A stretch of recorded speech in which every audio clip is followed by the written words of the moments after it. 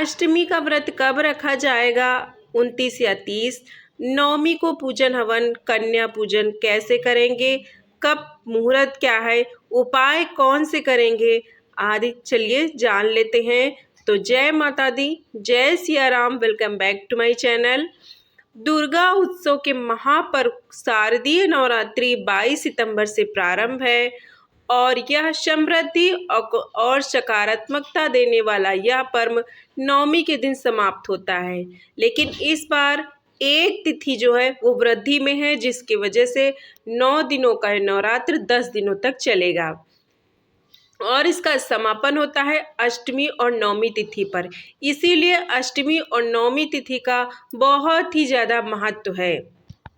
नवमी तिथि को कन्या पूजन हवन किया जाता है और 10वीं तिथि में नवरात्रि व्रत का पारण किया जाता है।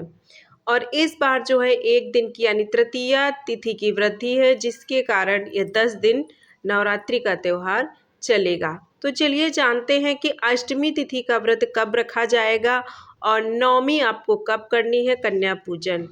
तो पंचांग के अनुसार अष्टमी तिथि प्रारंभ होगी 29 सितंबर को दोपहर को 4:31 से और समापन होगा 30 सितंबर को शाम को 6:06 पर।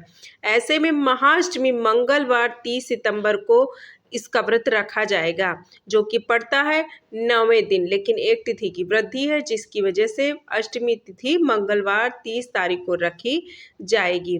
और नवरात्रि के 8वें दिन होता है माँ दुर्गा के महागौरी के रूप की पूजा की जाती है। कथाओं के अनुसार महाअष्टमी के दिन ही दुर्गा देवी ने राक्षस महिषासुर का वध किया था। जो लोग पहला और आखिरी व्रत रखते हैं वो लोग अष्टमी का व्रत रखते हैं और नवमी तिथि को पारण कर देते हैं। पर जिन्होंने 9 दिन का व्रत रखा है वो नवमी तिथि को हवन कन्या पूजन के बाद 10वीं तिथि में व्रत का पारण और विसर्जन करते हैं। इसीलिए 9वें तिथि का बहुत ही ज़्यादा महत्व है।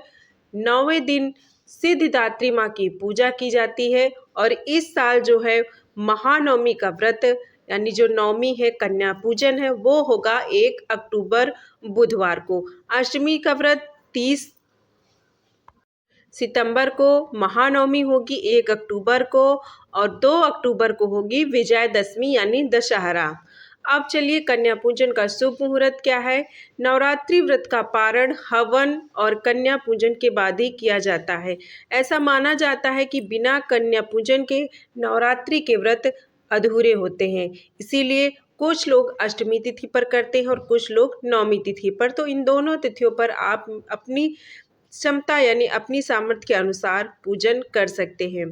पूजन का जो मुहूर्त है वो 30 सितंबर की शाम 4:31 से लेकर सितंबर 30 को 6:06 तक और 1 अक्टूबर को शाम को 6:06 से लेकर 1 अक्टूबर के शाम 7 बजे तक। यानी अष्टमी तिथि पर 4 बजे के बाद से लेकर 1 अक्टूबर के 7 बजे तक आप कभी भी कन्या पूजन कर सकते हैं।